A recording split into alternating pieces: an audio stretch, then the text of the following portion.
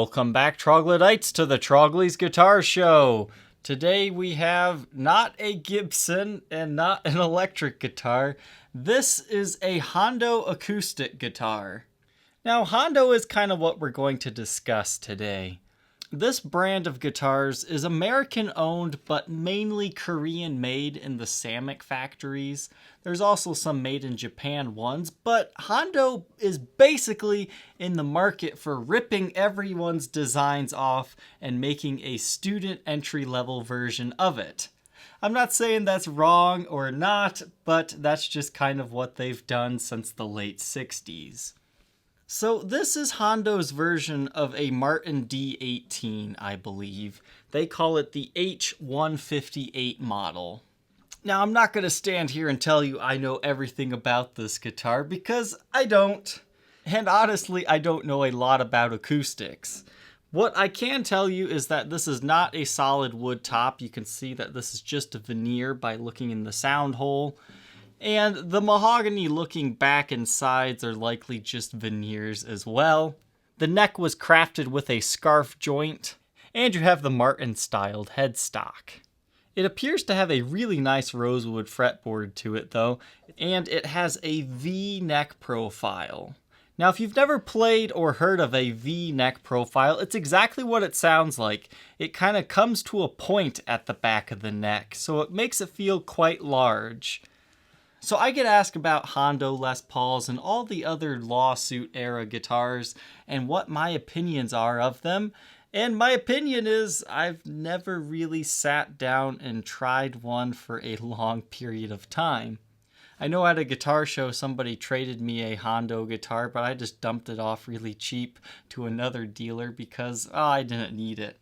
But the reason I bought this guitar was, well, it was my birthday. My grandma gave me 20 bucks and said, go buy yourself something nice. So when my wife showed me this guitar on our local Facebook buy trade sell page, I thought, you know, that's a decent looking guitar. People have wanted me to talk about Hondos, but I just never seemed to have one. So the lady was asking, I don't know, I think it was like 50 bucks or something. I just told my wife, well, I'm not really interested in that guitar. Throw her a $20 offer, because that's exactly what my grandma gave me for my birthday. And to my surprise, the lady was like, hey, you want to meet up tonight? It's like, okay. So I went and got it. I told her exactly why I was buying it, because I want to do a review on it, and then I'm kind of a guitar shop and I'll be selling it. She's like, oh, that's fine. It's been sitting in my closet for like 30 some years. I'd rather it get some use out of it. So that's kind of the story behind of how I acquired this guitar.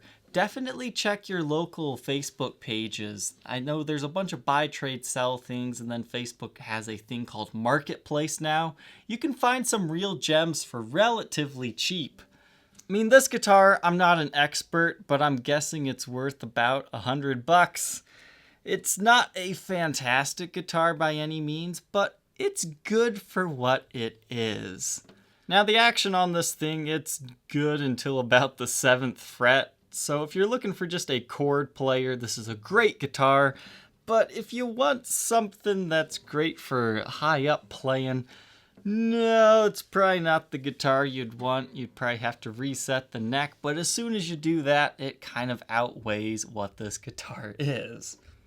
Now, Hondo guitars in general, they do exactly what the brand designed them to be.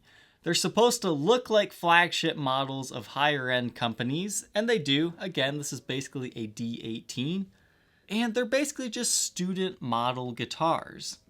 So you can pick up really nice 70s and 80s Hondo Les Pauls for relatively cheap compared to a normal Gibson. I'm not really familiar with the market, but I think the most you would ever pay for one is like $500, and that's for like the top of the line stuff. Most of them, I see them anywhere from like $100 to $200, and the market really is booming for like these lawsuit era type guitars. They're good for the money, but not as good as what they are imitating. So this guitar, if you need a decent sounding acoustic guitar to play around the campfire, definitely give this one a try. So now that we know a little bit about this guitar, let's go ahead and hear how it sounds.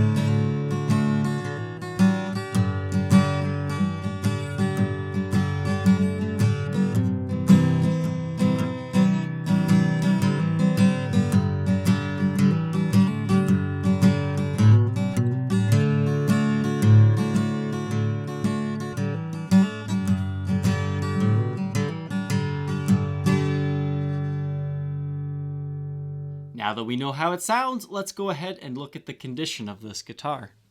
This guitar really wasn't played that much. The lady that owned it said it's been in storage for like 20 to 30 years, something like that. But you do have a few minor impressions on the face of the headstock. It was all dusty. I dusted it off and cleaned it a little bit. And you're probably wondering if this does have a truss rod. It does, but the place to adjust that is down here inside the neck.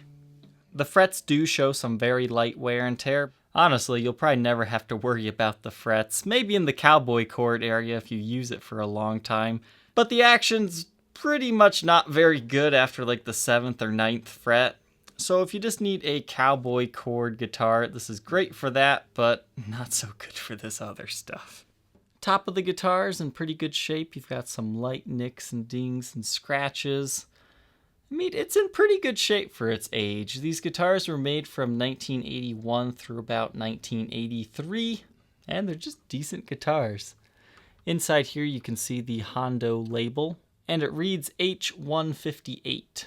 Now the top here you can see a line. I don't believe that's a crack. I think that's just where they joined the two-piece top together. I don't believe we have any cracks anywhere on this guitar. Alright, back at the headstock. These tuners, these are those typical cheap tuners, but I like that they have the kind of Schaller, kind of Grover style tips on them. It makes them feel a lot higher end than they are. And again, you can see this was crafted with a scarf joint. And this guitar has that V neck profile. So if you're looking for a cheap acoustic guitar that has that neck profile, this would definitely be an interesting option for you. The back of the guitar, it is fairly pretty. You've got this pattern running up the middle, and you also have that running up this way as well. But you just have some light buckle scratches and indentation marks on this one. I mean, it's not beat up, it's not trashed, it really wasn't played that much, but it has general light wear and tear to it. Sides of the guitar also show some very light wear and tear, but nothing too major. Now, I'm not sure if this is factory issue or if somebody engraved that number, but it is there. I'm not sure what it means. And you do have one strap button down here, but you don't have any other counterpart to that. So you have to tie the top of your strap to like the headstock or something. But besides the number engraving, I mean, the guitar's fairly clean. We'll do a quick black light test here. You can see it does glow the way I would expect to see. You've got some light wear and tear to the face of the headstock. Now the body has a sweet evil green hue to it. You can see there's a few uneven areas in the finish where it might have been worn down a little bit, or maybe it just wasn't finished properly, who knows. But everything looks good as far as no breaks, cracks, or repairs. Back of the neck, you've kind of got a similar story going on. It looks like you might have some very light finish wear on the back of the neck, but nothing too extreme. The back of the guitar also glows a little bit. Something interesting right here, you can see it doesn't glow as much. That's because there's some sticker residue here. I'm guessing somebody might have actually stuck a strap button here with some adhesive and then later took it off. And I kind of used some steel wool stupidly to remove that, and it looks like I removed some of the outside lacquer too. But it doesn't look like this neck has ever been worked on. I mean, does it technically probably need reset to be a perfectly playing guitar? Yeah, maybe. But at that point, you're really ruining the value of this guitar. This guitar does come with a chipboard case. I'm guessing it could very well be the original one.